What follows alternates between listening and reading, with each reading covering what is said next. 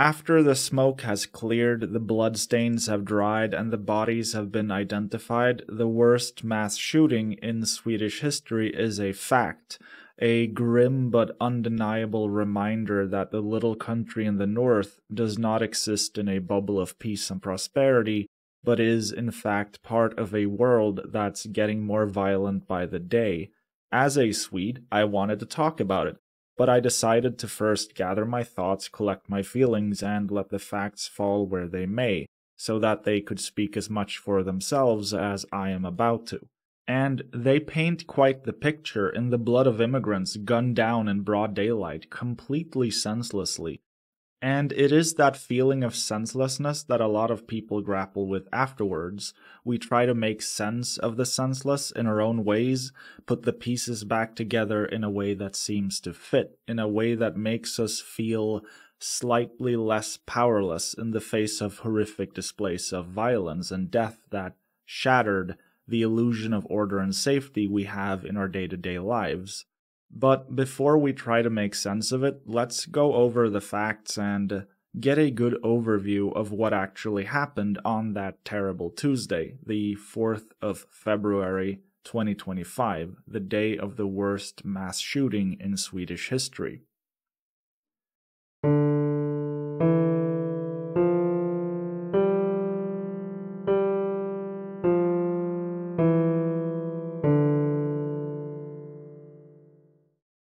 Tuesday was for a lot of people just like any other day. It followed Monday and preceded Wednesday, another day to get up in the morning, get ready for school or work, and go out and seize the day.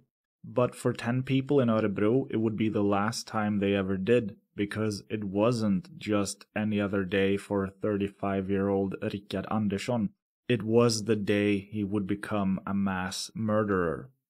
Rickard Andersson, let's call him Anderson, took the bus like nothing was different that morning. Line 3 from central Örebro headed toward Campus Risbergska. Dragging along his inconspicuous guitar case, he shuffled into a bus full of people. Kids going to high school and adults going to komvux, which is a high school equivalent for adults, which includes SFI, Svenska för invandrare, Swedish for immigrants, which I feel is pretty self-explanatory, but for the sake of absolute clarity, it's a course through which immigrants learn Swedish. Duh. Meant to help them assimilate more easily into Swedish society. Anyway, I imagine the smell of sweat and deodorant was palpable on that bus as people tried to listen to some tunes or maybe a podcast on that bus ride before school. Maybe some friends were laughing it up in the back of the bus. Maybe this was the last bus ride someone on that very bus would ever take. At 7:47, Anderson got off the bus and headed to Campus Risbergska, the komvux school for adults. This was almost 5 hours before what was to come. We don't have a full picture of exactly how he spent those 5 hours, and we may never know, but what we do know is that he changed his clothes into something resembling a military outfit in a bathroom, after which he took out his guns that he had hidden in the guitar case, left the bathroom, and gunned down 10 people like they were nothing, gum under his shoes. Police got the first call about the shooting at 12:33. The first police officers were on the scene 6 minutes later at 12:39 and entered the building at 12:40, at which point they found what the police themselves describe as an inferno. Blood, injured people, lifeless bodies, and screams cutting through heavy smoke. At 12:43, these police officers were themselves under fire from a man who appeared to be carrying a rifle, before he retreated deeper into the building. The next event in the timeline that the police have provided is that the first tactical unit arrived about 5 minutes after the first police officers, 10 minutes after the first call, and it would take about another hour before the police found Anderson. The campus is fairly large, 17,000 square meters. That's almost 183,000 square feet for all my American friends out there, if in fact we are still friends. That's a joke, by the way. I only hold half of you responsible for Trump. So, searching through that massive complex in a chaotic situation of smoke and blood where scared people are hiding and desperately want to escape is not an easy task. Still, an hour is a lot of time for an active shooter to rampage through a building, a lot of potential victims to gun down, but the carnage had a somewhat unusual but fortunate end when, at 1340, the police found Anderson dead from an apparent self-inflicted gunshot wound, delivered just 2 minutes after the confrontation with the police, so at 12:45, which means the whole mass shooting took place over just 12-ish minutes, give or take.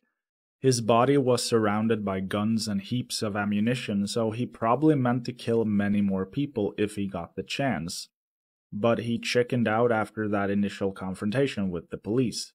According to the police investigation of the event, he didn't shoot at anyone else between the shots fired at the police and the last shot that ended his own life. That's very fortunate and sort of unusual, I think, from what I've learned about these types of attacks.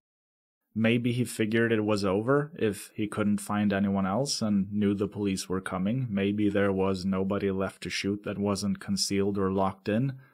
Okay, something that's very sad is that we have a phrase for this kind of violence. In Sweden we call it PDV, pågående dödligt våld, ongoing deadly violence.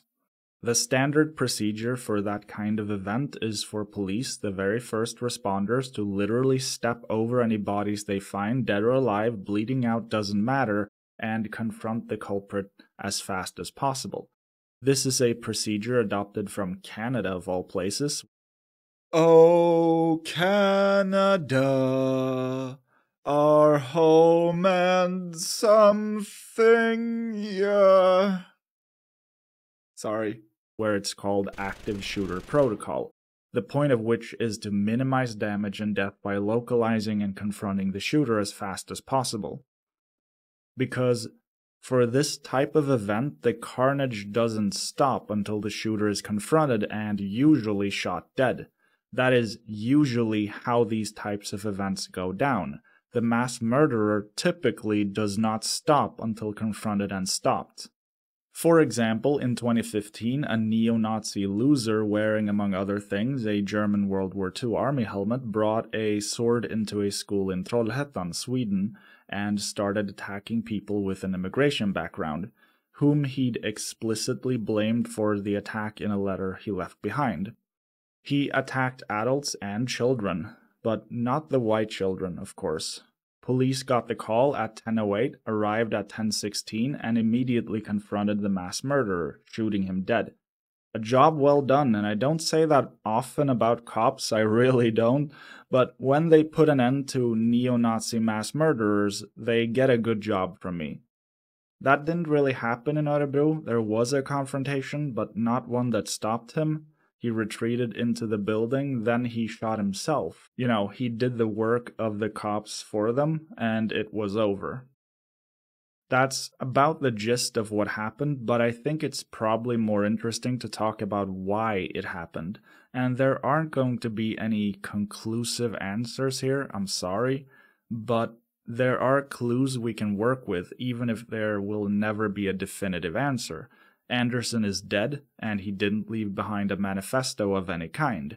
It's relatively common for mass murderers to leave behind manifestos whining about all the people they think deserve death for not being pure or homogeneous enough, or, you know, people who represent some kind of grievance the perpetrator feels.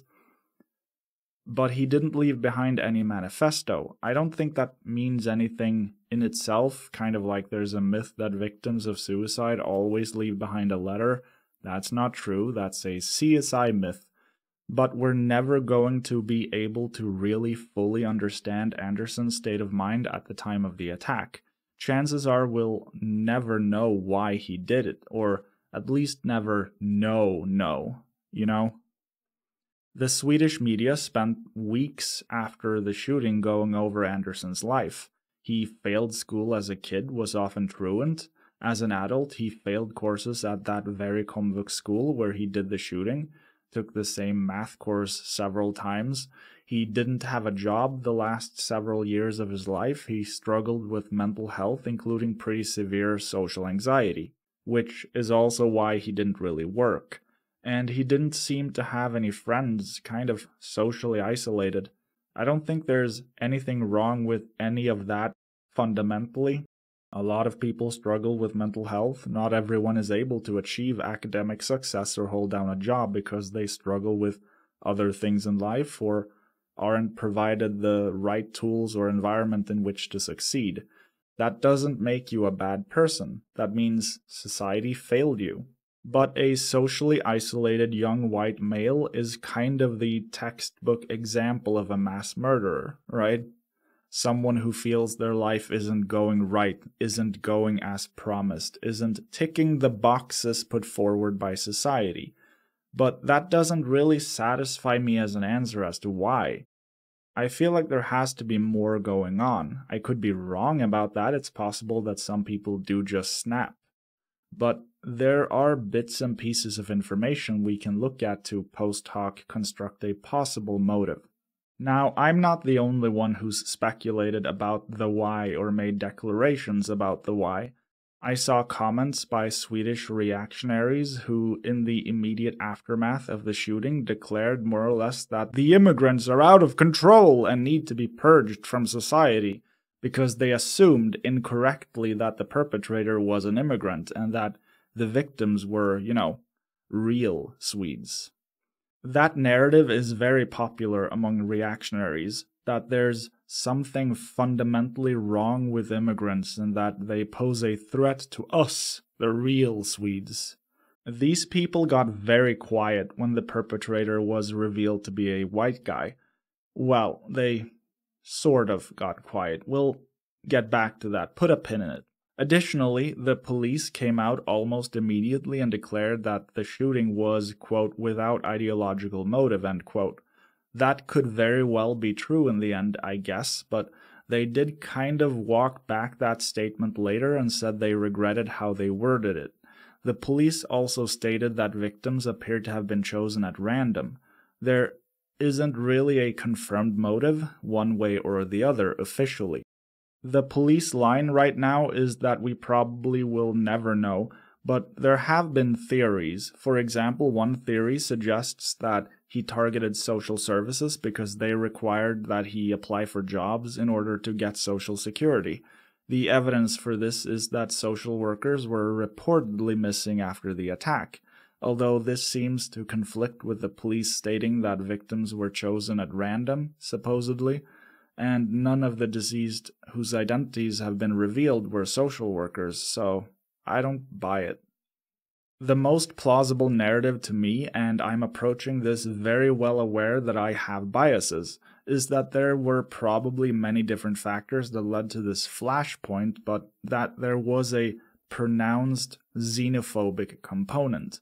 It is often the case that perpetrators of mass violence are socially isolated and unwell in some way, and they often return to a place of perceived failure or shame, like Anderson did when he returned to the adult Komvux school where he'd failed courses. But people like that are also often radicalized into a violent brand of politics that activates them and causes them to go out and gun down 10 complete strangers they don't think fit in, or on whom they project their own perceived failures, inadequacies, and self-hatred. I can't exactly prove that conclusively in this case because Anderson didn't leave behind a manifesto. We don't know much of anything about his politics, and the scumbag is dead as a rock. But there are definitely clues which we'll take a look at now. Sorry to interrupt, but when I wrote and recorded this video, I missed this little gem of an article.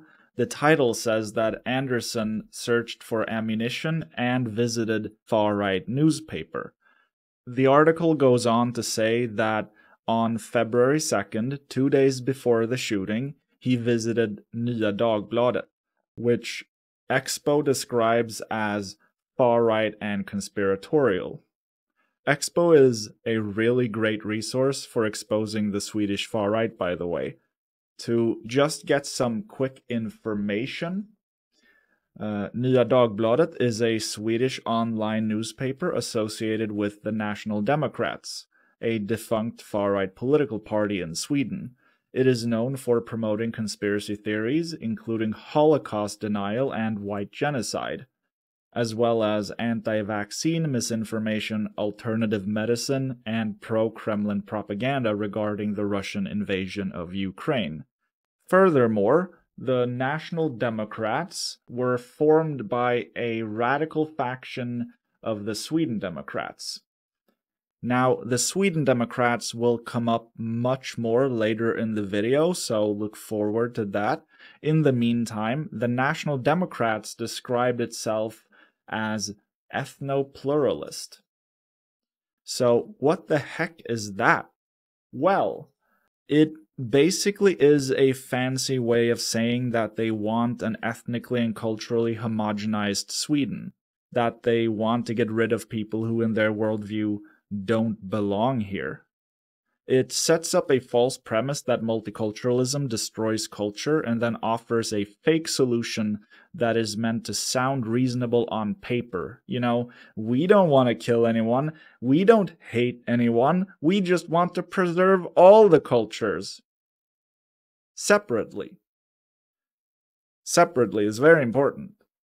But obviously, if you think about it for even 5 seconds, it is fundamentally anti-human garbage that would require so much ethnic cleansing. Like, so much ethnic cleansing. Honestly, I should make a video about just this one topic, but I don't want to get lost in the weeds here. Suffice it to say that this clue, albeit small, might indicate something about Anderson's state of mind.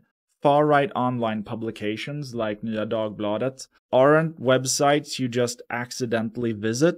You seek them out because you want what they're selling, like for example the far-right conspiracy theory about white genocide, which says that white people are being replaced by the immigrant hordes that are invading.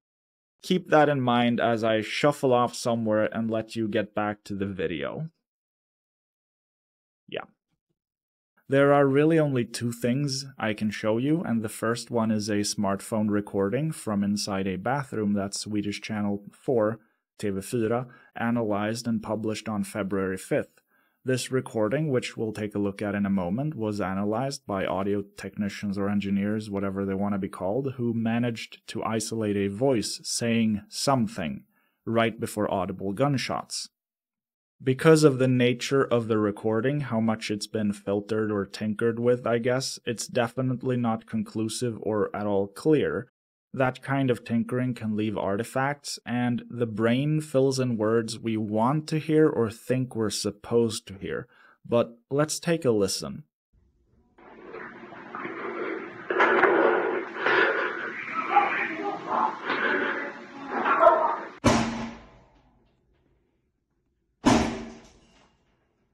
Alright, it does sound a lot like the voice is saying "Ni ska bort från Europa," which basically means get out of Europe. Listen again.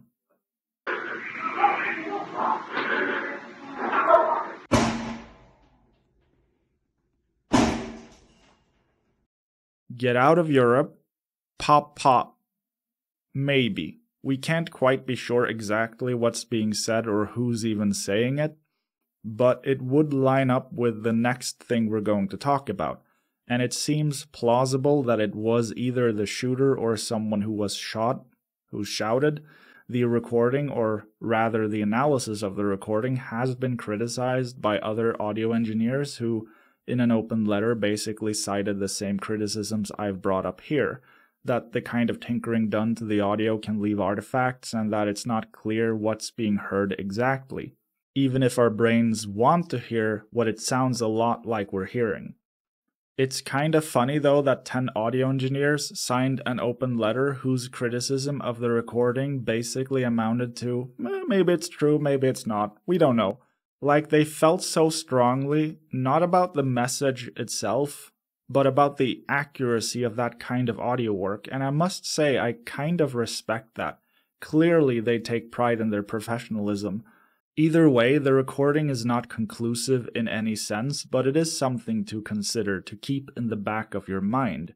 The more damning clue we can look at is who was shot. Of the 10 deceased, we know the names of 8. Ali Muhammad Jafari, 31, Salim Iskef, 28, Aziza, 68, Bassam al-Shaleh, 48, Elsa Tekle, 32, Kamar, 38, Nilofar Debane, 46, and Selma Hukic, 55. I am terribly sorry if I mispronounced any of those names. I probably definitely did.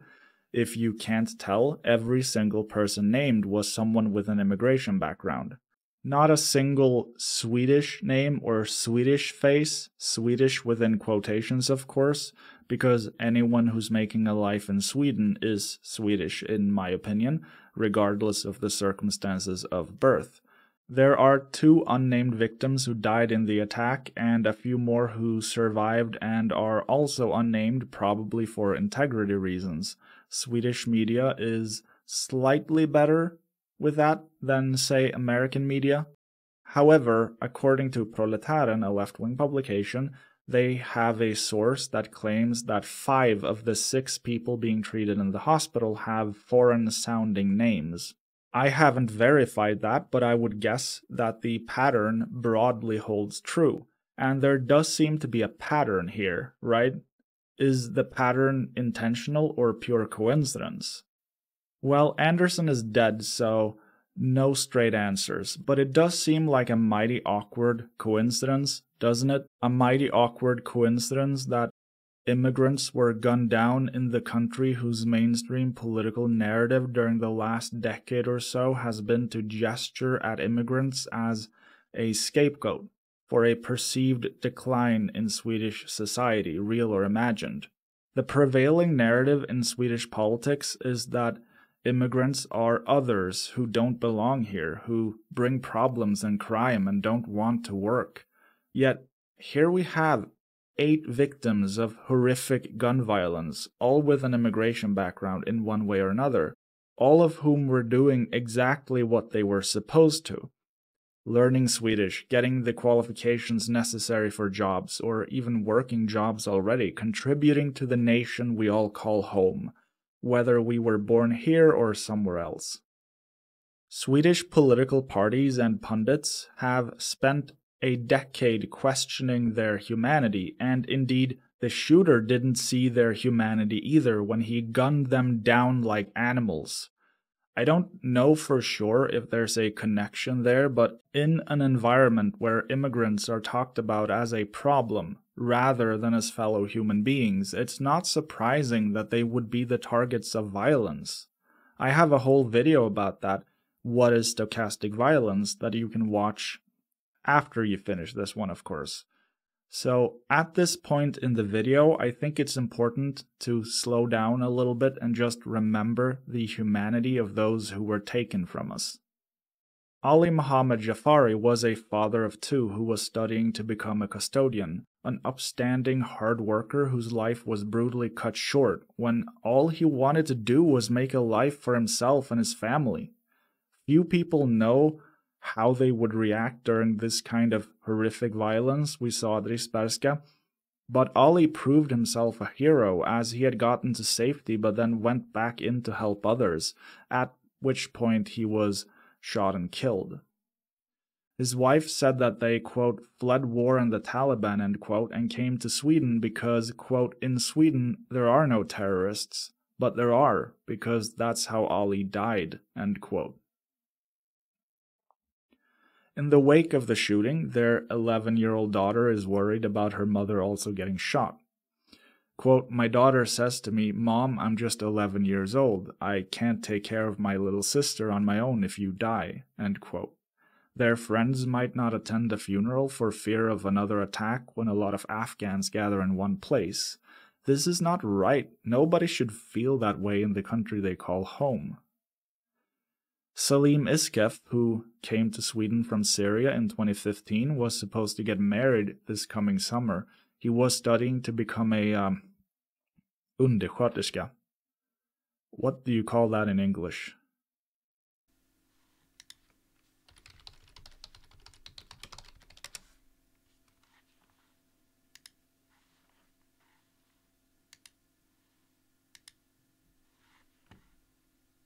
Apparently, unlicensed assistive personnel, or UAP for short. At any rate, a person who helps the sick and the elderly, the backbone of the healthcare system, along with registered nurses and doctors. That's who Salim was. After he was shot, while he was bleeding out on the floor, he managed to call his mother to tell her, quote, "Mom, take care of yourself and take care of my girl too," end quote. He also called his fiancée to tell her he loved her, and that was the last time they ever spoke. Then he lost consciousness and drifted away.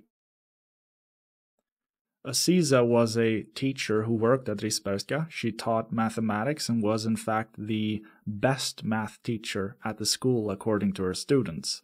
She came to Sweden from Kurdistan in the 90s, which means she was a Swede for as long as I've been, because I was born in the 90s.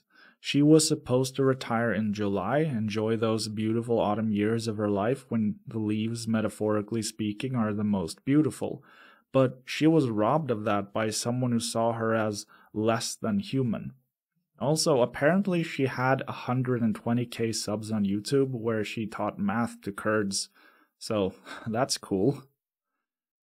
Bassam al-Shaleh, who came to Sweden in 2019 and was studying Swedish for immigrants at Risbergska, was a father of two and a professional chef at the Lebanese restaurant Pita Gourmet. By all accounts, he was a passionate chef whose food and pastries were sought by people even outside of Örebro. Apparently, he came up with his own pizza dish that he'd named Salani, or the sad pizza with vegetables. And he used to live stream all day on TikTok while he cooked, but now the iPhone holder where he used to put his phone remains empty. Another voice silenced with a gunshot. Elsa Tekle, who came to Sweden from Eritrea in 2015, was a mother of four and also studied to become a UAP. Eventually, she wanted to become a doctor. She already worked 2 jobs as well in order to make enough money for her husband to be able to get a residence permit in Sweden, a dream that was literally shot down. Her husband said that she was everything to him and that, quote, she was hope, light, and love. Now everything just feels dark, end quote. She made breakfast for the kids in the morning, dropped them off at preschool and school, and that was the last time they ever saw each other. A whole family destroyed, a husband trying to hold the pieces together, and 4 children whose lives will never be the same without their mom. Kamar fled war in Somalia and came to Sweden 17 years ago. A few years later, she became a Swedish citizen and could finally feel safe for the first time in her life. But safety is a thin veil that can be broken in mere moments. Just like that, this mother of 3 was taken from the world, taken from her children whose lives are now less than they were before. A 15-year-old who no longer has the privilege of childhood and instead needs to be there for their younger siblings. An 11-year-old whose defining childhood memory was the day they lost their mom. And a 2-year-old for whom mom will be but a faint whiff of a memory of someone who loved them more than anything in the world but who didn't get to be there and see them grow up. Nilofar Dabane came to Sweden 15 years ago, worked as a care assistant in a nursing home, and was, like many of the victims, studying to become a UAP. Her son described her as someone with a heart of gold, someone so kind that he doesn't think he'll ever meet someone else like her for as long as he lives. Selma Hukic fled war in Bosnia and Herzegovina and came to Sweden as a refugee in 1995. Throughout her life, she worked for non-profit organizations in the Balkans to help children and teenagers exposed to violence. Hundreds of people, including the Bosnian ambassador to Sweden, whose name I won't even try to pronounce, gathered for her funeral as a testament to the kind of wonderful person she was in life. She was a wonderful writer, a skill she often used in her work to help vulnerable children. But she also wrote a beautiful text to a friend that I'm just going to recite here. Quote, "In the end, maybe it really doesn't matter how much time we've been given in this world, and maybe it's not high mountains, green hills, or plains that shape us, but the people we love, the ones we remember." End quote. Not sure how well that translated idiomatically, but that is a lovely sentiment. I've contrasted bigoted narratives about immigrants with real, actual immigrants who just wanted to make lives for themselves and the people they loved. And I did that with intentionality to show that immigrants are people who are just as worthy of compassion as anyone else, to show that they are just as worthy of making a life in this country or any country as anyone else. That should be a duh position. People should be making fun of me for saying something as bold and brave TM as immigrants are people like everyone else. But we don't live in that world. Instead, we live in a world where anti-immigrant reactionism is currently the dominant political force. For a lot of people, it's not duh that all humans hold equal value and that no human being is illegal. I don't know. Maybe someone might change their mind if presented with a positive narrative about immigrants, positive examples of immigrants who undeniably deserve empathy and compassion. Maybe not. To be clear, I'm not basing my opinion here on the moral righteousness of the victims. I don't need them or other immigrants to be perfect or even good people to deserve life and the pursuit of happiness. So my argument is not, hey, look at these perfect victims, didn't they deserve to live? Because I think they deserve to live by the mere quality of being human. But there's so much disgusting bigotry about immigrants, a strong normalized narrative about immigrants being criminals, that I think it is important to elevate their basic humanity, to take a sympathetic perspective and put that into the world, to balance the scales a little bit. The tragedy is that they had to die for a lot of people to even hear this, and plenty of people will still cling on to the myth that immigrants are bad and need to be purged in order to create a glorious utopia free from crime and strife. And I mean, if this doesn't make you care, I don't know what will or if anything even can. Like, if you're the type of person who at first assumed that the shooting was done by an immigrant because immigrants are dangerous and bad, but then you found out the shooter was a white guy and the victims were immigrants, and you flip-flopped and argued that the shooting was in some way justified because immigrants are dangerous and bad, like, how can you possibly come back from a place like that? For example, Expo published a report about comments they found on the site Samnytt, which is run by an organization with direct ties to the Sweden Democrats, a far-right party I will talk about more in a few minutes. The site is, just like its predecessor Avpixlat was, a fascist propaganda mill that publishes racist and otherwise reactionary opinion pieces. A huge part of that ecosystem is the comment section, which for Avpixlat was described as a place for, quote, the people's anger, end quote, by one of the people who ran the site. And the site also lamented how mainstream media closing comment sections is an attack on free speech, supposedly. This despite themselves explicitly censoring comments critical of the site or its contents.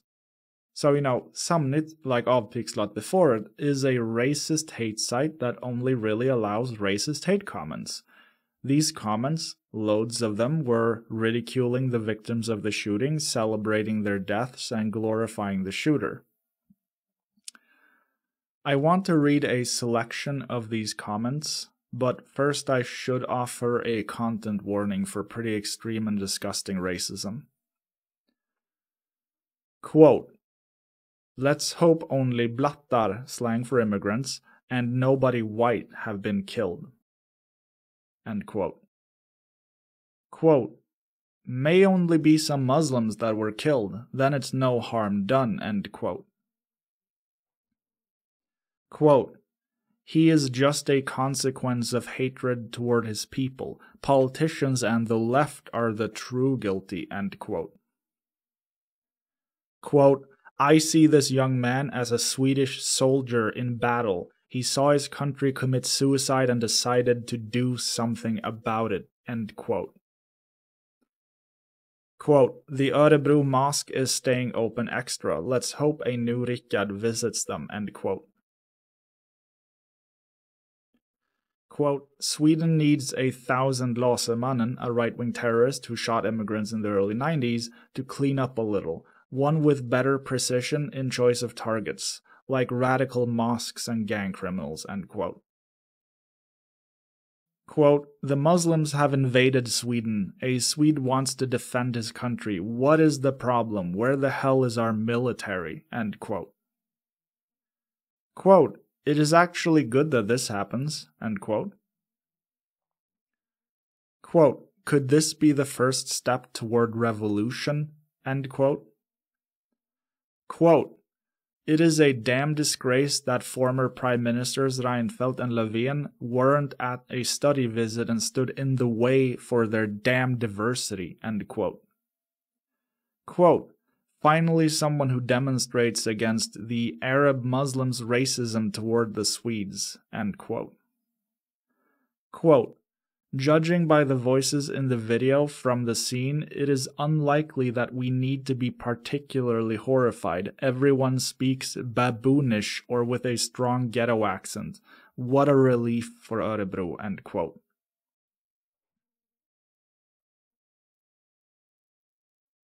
This is the kind of political landscape that has been cultivated by the right-wing bloc, by the rise of the Sweden Democrats.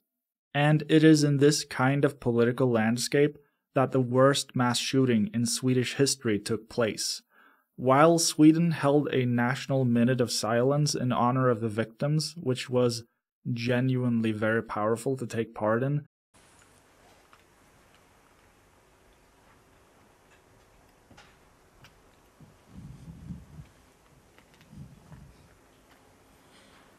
reactionaries were celebrating the act of violence as a glorious defense of Sweden against the immigrant hordes that are supposedly invading and destroying our society. The party at the forefront of this xenophobic bigotry is the Sweden Democrats, of course. I have a whole video about them, an hour and 5 minutes long, but the long and short of it is that it is a party that was founded by people in the white power movement, including at least one former SS volunteer. Yes, an SS volunteer, a Nazi, a genuine original Nazi. It was at its inception an openly neo-Nazi party that used Nazi iconography and burned books about the Holocaust. Over the years, the party has deliberately put on the appearance of non-extremism, put away the brown shirts and put on dress shirts instead. But the stated goals of the Sweden Democrats have never changed. When it openly embraced neo-Nazism, the party wanted to reduce immigration and increase repatriation. And now that the party supposedly left that behind, even though it keeps being embroiled in neo-Nazi scandals to this day, it still wants to reduce immigration and increase repatriation, almost as if the party didn't really change at all. Only its strategy did. And it's been a successful strategy with historic gains made over the last 4 national elections, first getting into parliament in 2010 and by 2022 becoming the second largest party in the country with 20.54% of the vote. This massive success of a crypto-fascist party, formerly openly fascist party, whose political agenda is explicitly xenophobic, has had just as massive an impact on the political landscape of Sweden. It has completely normalized anti-immigrant rhetoric in politics. It has caused a rightward shift of almost every other political party, and it has set the tone and narrative about immigration, similarly to how the Republicans successfully demonized immigrants, to the point where the Democrats are now also explicitly xenophobic. They just completely conceded the entire conversation like the spineless cowards they are. The crisis at the border, as they all love going on about. Not that any of that matters, even a little now that Trump is a de facto fascist king, and America has degraded from flawed sort of democracy to not a democracy at all. Or, as American liberals would put it, the American experiment, the envy of the world, the bestest and most exceptional democracy to have ever existed, immediately collapsed in a matter of weeks. Obviously, there's a lot to it, like how the entire system is one of corruption where the wealthy can use their money as a form of speech to influence election outcomes, and how the wealthy own the entire media ecosystem, including social media, and have spent massive amounts of money to push out fascist and pro-capital propaganda, and how all of it eventually culminated in reactionary oligarchs like Elon Musk seizing power and dismantling the system to enrich themselves and hurt the people they hate. Because they're robber baron fascists. That's what they are. We're not quite there yet in Sweden, but the point I was making before this diatribe about America is that it is the xenophobic Sweden Democrats who have set the national tone and narrative about immigration, and almost every other party is conceding the conversation because they believe it's how they'll keep or win back voters. In the case of the mainstream right-wing parties, this has been narratives about too much immigration, leading to poor assimilation and therefore crime, coupled with narratives about immigrants being lazy leeches who rely on welfare and don't want to work. Even the center-left Social Democrats, by and large, subscribe to a version of that narrative. They all try and walk a tightrope where it's like, oh, refugees are human and we need to help, but not too much because immigrants cause so many problems. No party is as extreme as the Sweden Democrats, but their acceptance of the core logic of the Sweden Democrats' position, i.e. that immigrants cause problems, has shifted the Overton window in such a way that xenophobia has by and large been normalized and whitewashed. The Sweden Democrats' extremism gets less and less extreme by comparison when everyone else moves toward them, and their extremism is legitimized when they can point to everyone else and go, see, they're admitting that we're right. The mainstream right might be trying to walk a tightrope where they can both be anti-immigration and pro-democratic values, but they instead act as a pipeline to the kind of politics the Sweden Democrats represent. In the case of the Sweden Democrats, their narrative is that immigrants, as people, are impure enemies of Sweden that can never assimilate, no matter what. Their very presence makes Sweden less good, and they want to make Sweden good again. Yes, that's what they ran on in 2022, making Sweden good again. By getting rid of the undesirables and degenerates, or, decreasing immigration and increasing repatriation, i.e. kick people out. The prevailing narrative is to link Sweden's growing gang-related violence to immigration and, by extension, immigrants, to just blame their presence for highly complex social issues, to simplify highly complex social issues into a simplistic narrative with a clearly defined scapegoat. We don't have to make any real changes to Swedish society. We just have to get rid of the scapegoat. Problem solved. Who cares if the vast majority of immigrants are hard-working, upstanding people? Who cares if they get hurt by an immigration system that is intentionally inhuman? Who cares if it's a system that deports 18-year-olds back to countries they haven't set foot in since they were children? Because now that they're 18, they're no longer dependents and therefore aren't allowed to stay anymore, even if their entire families live here and they built their entire lives here. If we have to deport 1,000 innocent children just to get rid of one gang criminal, then that's a fair trade-off, right? But no, it goes beyond that because it has nothing to do with gang criminals. Not really. That's a convenient problem to tether immigrants to in order to build popular support, because nobody likes gang criminals. But it's not the point. Instead, it's a system that is designed to question the belonging of anyone that wasn't physically birthed here by people who themselves were physically birthed here.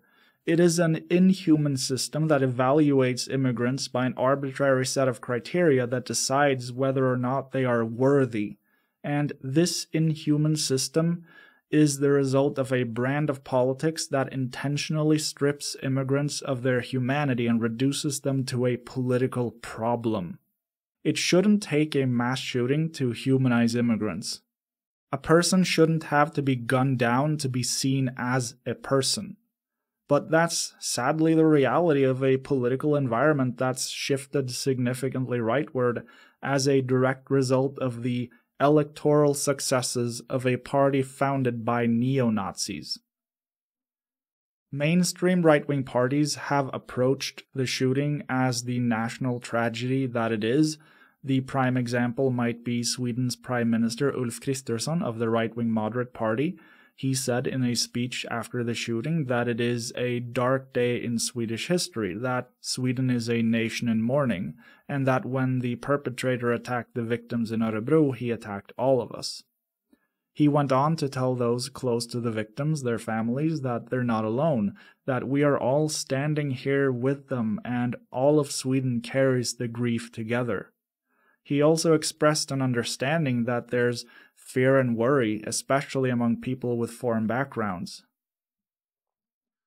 But despite those platitudes, nice as they are, he and his party are unlikely to change course or reflect on the kind of politics they pursue, reflect on the kind of social climate they foster when they incessantly treat immigrants as a problem, or reflect on what kind of system they're building when they ally themselves with the Sweden Democrats, the Nazi party.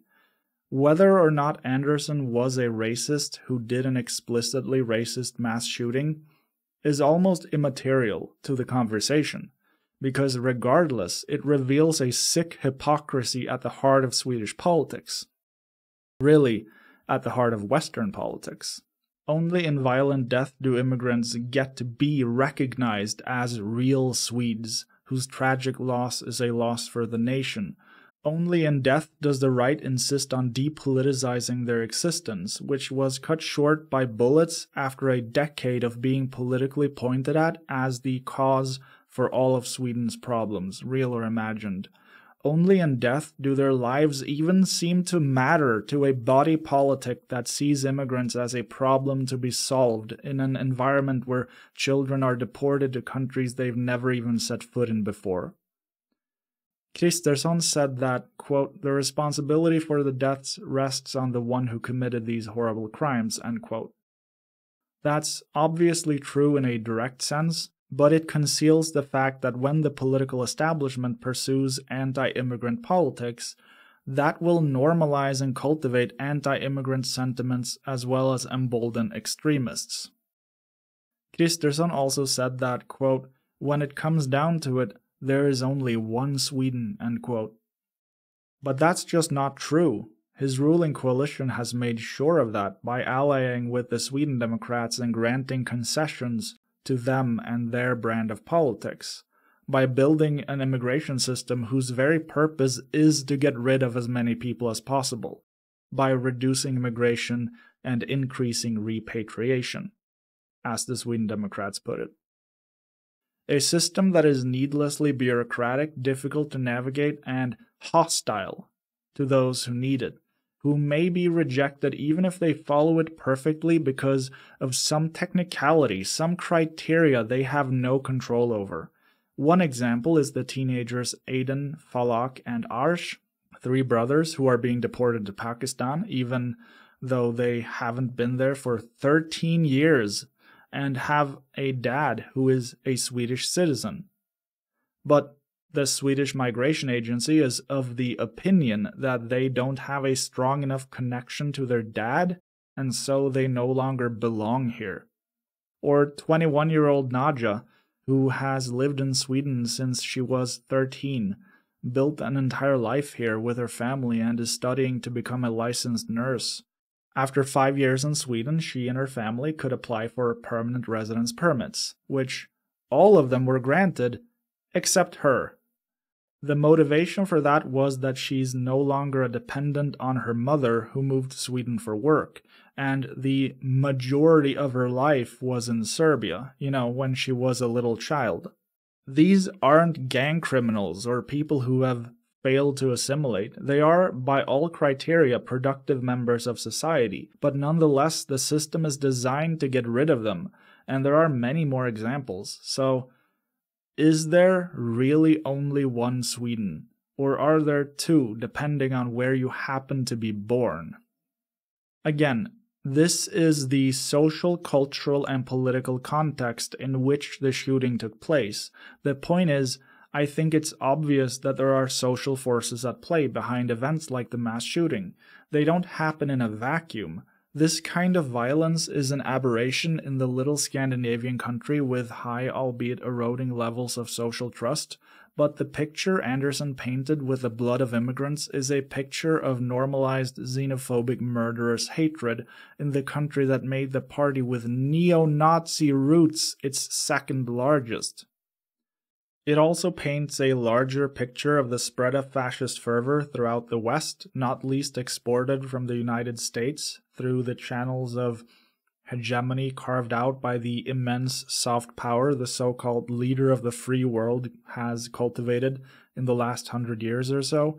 Sweden has its own problems with far-right radicalization, but that far-right radicalization also exists in a broader context of the brand of American jingoism that spread the word woke far and wide as a substitute for the Nazi-coded term degenerate, or as a catch-all condemnation of anything deemed even remotely progressive or left-wing, up to and including the existence of minorities.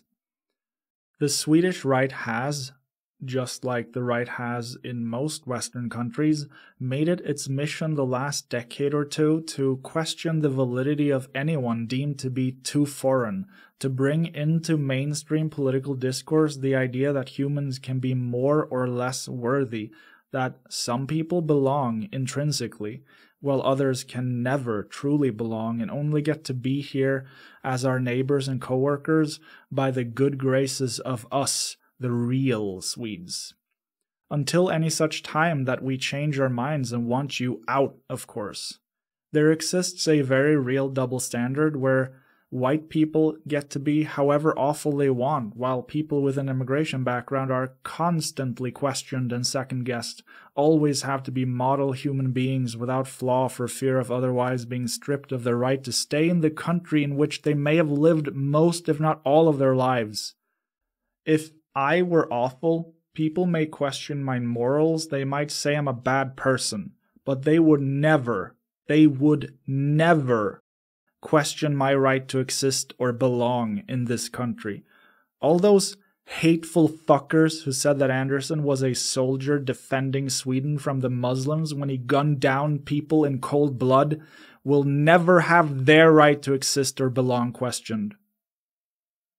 The same is not true for immigrants or children of immigrants or grandchildren of immigrants, whose perceived lack of morals is used as a pretext to argue against their right to belong in the country they've called home for an entire lifetime sometimes. That double standard is kind of why I even started making videos in the first place, which I began to do in November of 2022, shortly after the results of the Swedish general election made clear that xenophobic bigotry was gaining ground, not losing it, getting more normalized, not stigmatized as the vile bile that it is. Since then, things on a global scale have gotten significantly worse. Puritanical fascist ideology that separates people into differently valued groups in a racial hierarchy has become the dominant political force of the 2020s, reminiscent of the 1930s. It's us versus them, the ethnically pure versus the ethnically impure. Sweden's political landscape has been completely rearranged by the xenophobic narratives pushed by the far-right Sweden Democrats and accepted by the so-called mainstream right, like the moderates and the liberals. All of them fearmonger about the rise of criminal gangs by pointing at the ethnic groups they don't think belong. They talk endlessly about the proliferation of violence, including bombings. There's a harsher, colder social climate in Sweden now compared to just a decade or two ago, they say. And that's true, as far as that goes. The right ran on and won on a narrative that they would solve the problem where the left could not. They ran on more and wider powers to the police, longer prison sentences, and getting rid of the immigrants on whom they pinned this surge of violence, as if they wanted to argue that brown people are essentially biologically criminal. It's been almost 3 years of the right holding power, yet they've solved nothing because of course they haven't. Their ideas don't work, unless you count hurting people, which is of course the point. In fact, things have only gotten worse, yet they drone on with the same tired narrative. Wokeness and immigration cause everything bad in society, or so the narrative goes. Yet I see a colder, harsher social climate fostered by the right when they otherize, dehumanize, and demonize entire groups of people based only on the circumstances of their birth, or when they adopt the American buzzword woke to attack trans and gay people, or when they go out of their way to welcome and normalize xenophobic and racist ideas, or when they fearmonger over poor people coming up from Europe to beg for scraps on the streets, or so on and so forth. The effect right-wing politics has on society makes society colder and harsher. Cruelty becomes the point, specifically cruelty toward the other, whether that be LGBTQ people or immigrants. And it is in this social climate that Sweden had its worst mass shooting ever. But have right-wing politicians who are so quick to turn to that narrative about immigrants being violent criminals come out to voice their concerns about growing right-wing extremism and a harsher, more bigoted social climate after this gruesome act of mass murder? No, of course they haven't, because that would require them to be capable of even an iota of introspection. But of course, they're not. Mainstream right-wing parties like the Moderate Party and the Liberals are completely caught up in the fascist fervor whipped up by the far-right Sweden Democrats. They've gone too far to turn back now. And the Sweden Democrats, well, they're neo-Nazis, plain and simple. Neo-Nazis don't oppose violence. They revel in it, they want it, they need it. The right constantly peddles in extreme rhetoric, dehumanizing rhetoric, violent rhetoric. Immigrants are criminals, Muslims are terrorists, foreigners are rapists, all these outsiders are destroying Sweden from within. The right normalizes xenophobia and racism every chance they get, painting immigrants with the broadest of brushes as violent criminal thugs that pose an existential threat to us, the real Swedes. The right's entire ideological framework is one of dehumanization and violence. Yet, they somehow have the gall to act surprised and appalled when immigrants are murdered. We may never know what motivated Anderson, but there have been plenty of right-wing terrorists who left behind manifestos explicitly detailing why they targeted minorities, how they were radicalized by right-wing politicians and pundits, took to heart their narratives about immigrants destroying society, and decided to act on it by gunning down anyone deemed a foreigner in an imaginary race war meant to purify the country by cleaning the streets with the blood of the impure. How fucking dare right-wing public figures and politicians fake indignation, pretend to be outraged over the horror they've unleashed, the evil they've created and enabled. The right constantly spews homophobic and transphobic vitriol, yet acts surprised and appalled when right-wing psychos gun down gay and trans people. The right constantly spews dehumanizing vitriol about the homeless and beggars, yet act surprised and appalled when homeless people and beggars are attacked in the streets by right-wing thugs who set them on fire when they're sleeping. The right constantly spews xenophobic and racist vitriol, yet acts surprised and appalled when right-wing nutjobs gun down people of color. They even have the fucking nerve to pretend it was just an unavoidable and inexplicable tragedy that just happened because it happened, as if their normalization of far-right sentiment is not directly responsible for all this blood they've got all over their hands. The right is a fucking death cult that has nothing to offer but death. It's time to wake up. To bring this video essay back to that tragic Tuesday, we've seen harrowing tales come out of the entire grim situation, like police officer Daniel Lennart, who shared his story with Aftonbladet.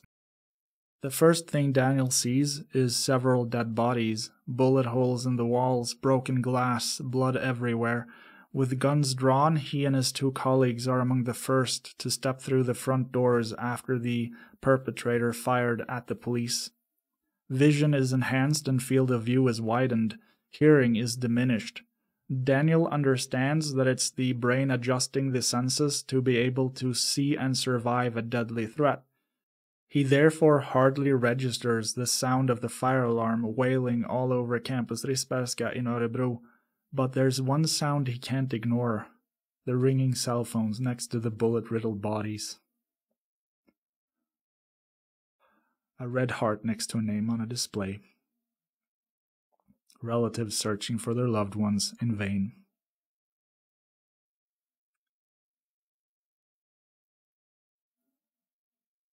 We like to think of tragedies as these terrible, dark events that happened, past tense, dark days to look back on and remember.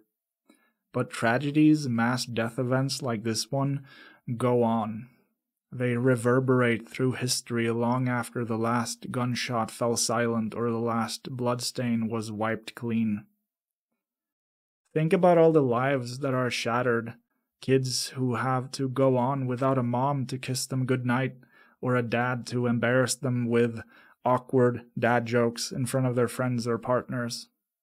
Parents who enter the autumn of their lives with holes in their hearts that can never be filled, holes in the shape of the bullets that violently robbed them of their children who never got to grow up, fall in love, and be happy.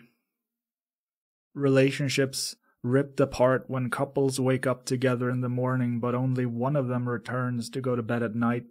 Half the bed empty and cold, half of someone's existence empty and cold. Shattered into pieces that can never be put back together. All the dogs and cats that pace back and forth through their homes restlessly looking for lost family members that will never come back home, but they'll never understand why. Separation anxiety that can never quite heal because it's beyond comprehension. And finally, the world, which is left just a little bit dimmer when human lights are extinguished ahead of their time.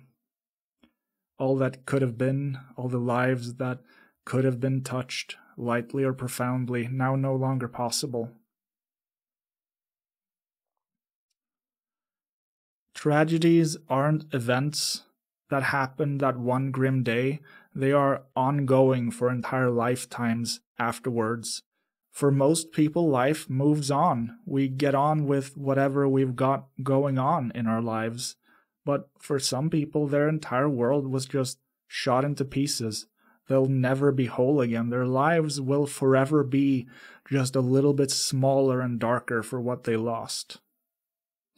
They'll make do with the pieces they've got, but that loss will never be okay. A bleeding scar they'll carry for as long as they walk this earth. I'd like to go back to Ali Muhammad Jafari, who was taken from this world that Tuesday, whose friends might not attend his funeral for fear of another attack when a lot of Afghans gather in one place.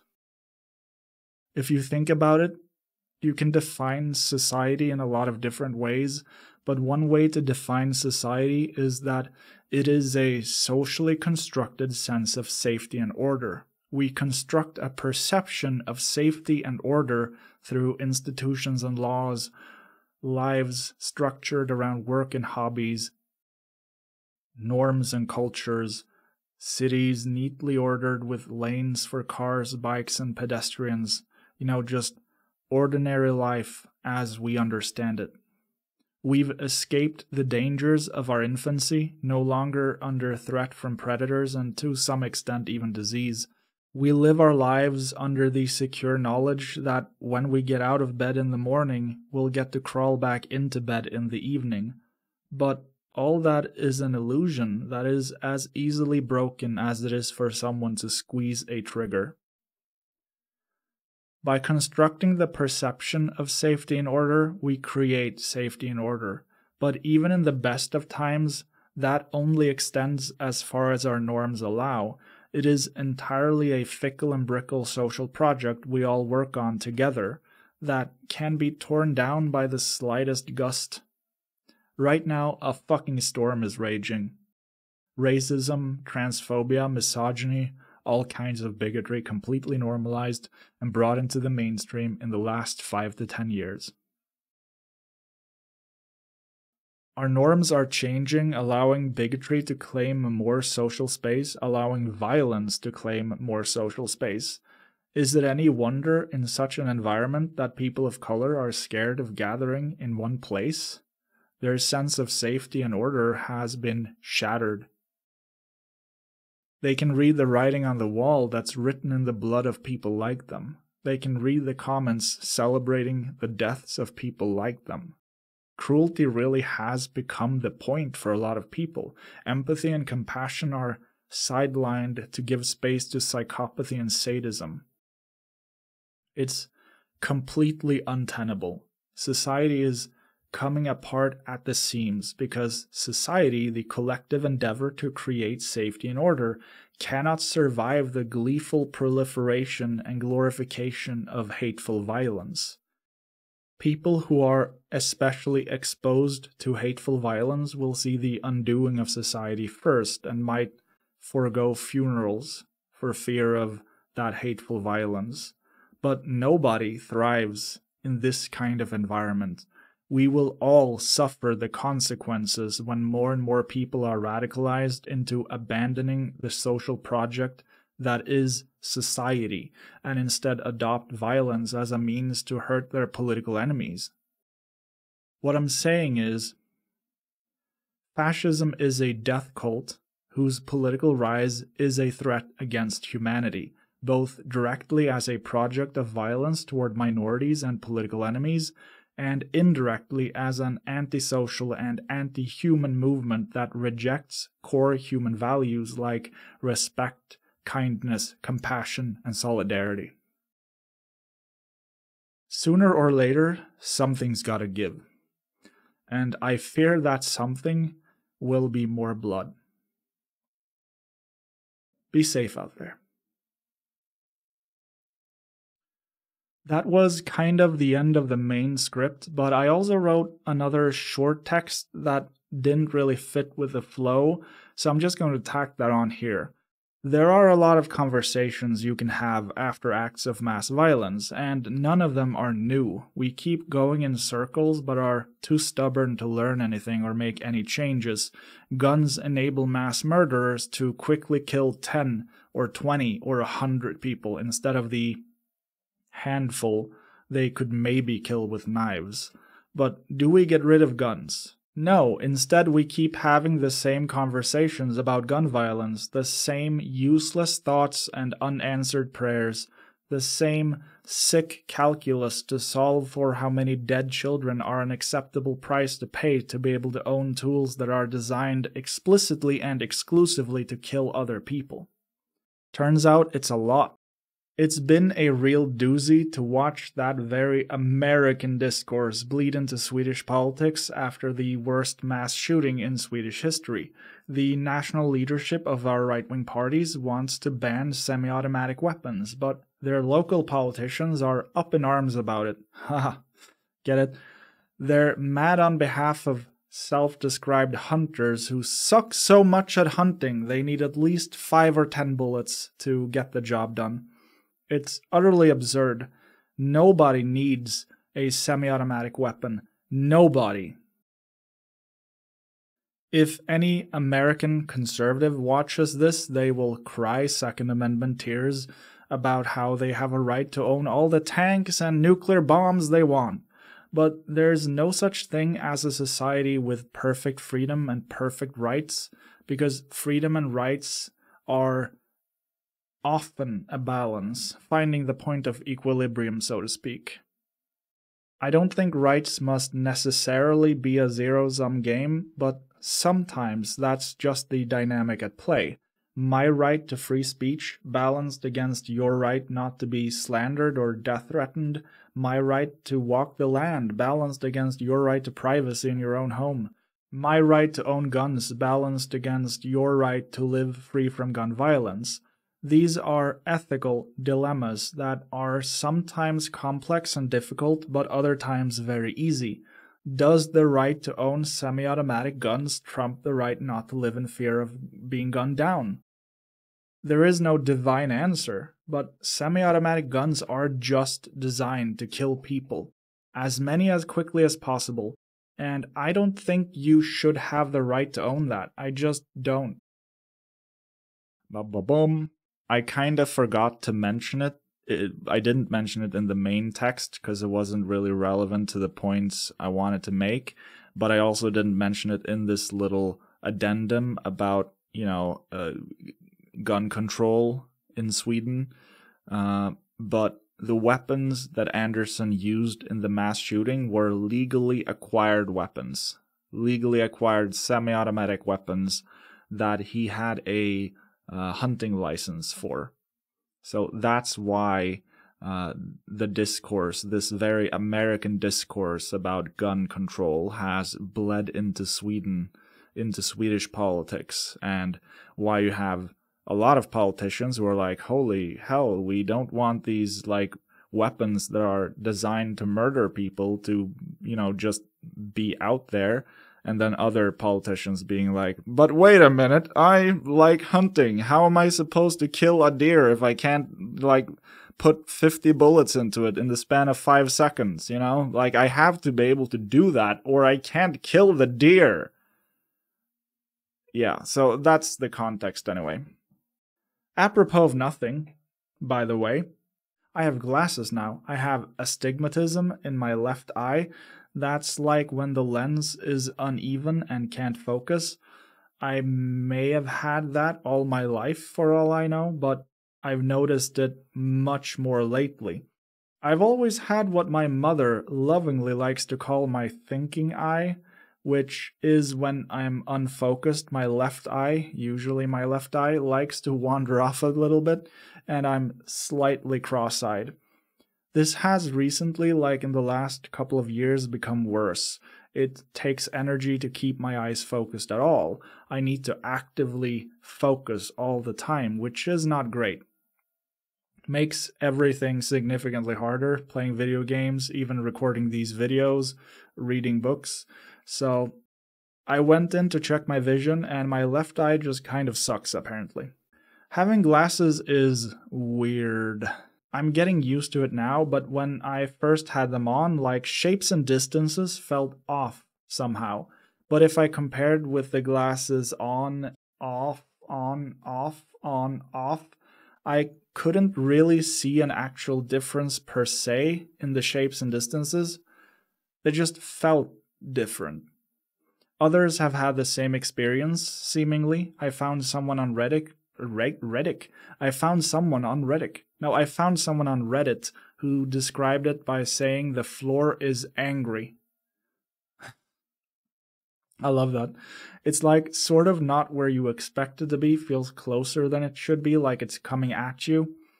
I've also had the weirdest sensation that things are too 3D now. I look at something while I'm out walking, like a tree branch or something, and get this surreal feeling that it is too 3D. Kind of the same feeling as when you watched 3D movies back when. back when that was a fad. Remember that bullshit? My brain is getting used to it now, so things are starting to look normal, but it's been a trip, let me tell you. Although I think the weirdest feeling about having glasses is that I kind of have imposter syndrome about it.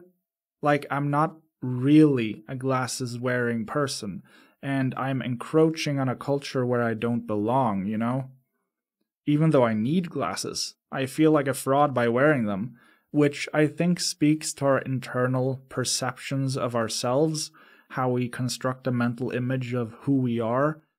And with the glasses, my exterior does not match my internal perception of myself anymore. So that's a weird feeling. Anyway, if you made it all the way to the end of yet another long and heavy video essay, thank you for watching. I appreciate it. I needed to get this stuff off my chest, and it took just over 10,000 words to do so. That's a lot. I don't just want to talk about grim stuff like death and misery, although there does seem to be a lot of death and misery to talk about. On this channel, I want balance, big topics and small topics, heavy topics and lighter topics, important topics and less important topics. Sometimes I'll talk about political violence and fascism, other times a dumb video game I love, sometimes both at the same time. This channel has it all.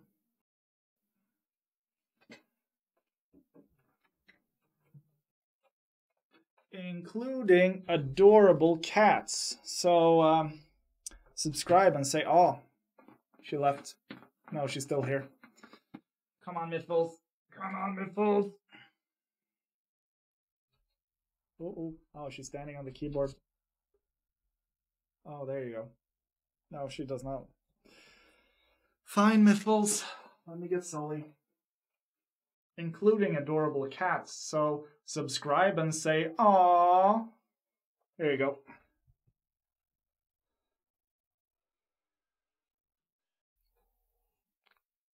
Man, this was a long video. Ah, crap. And there died the camera.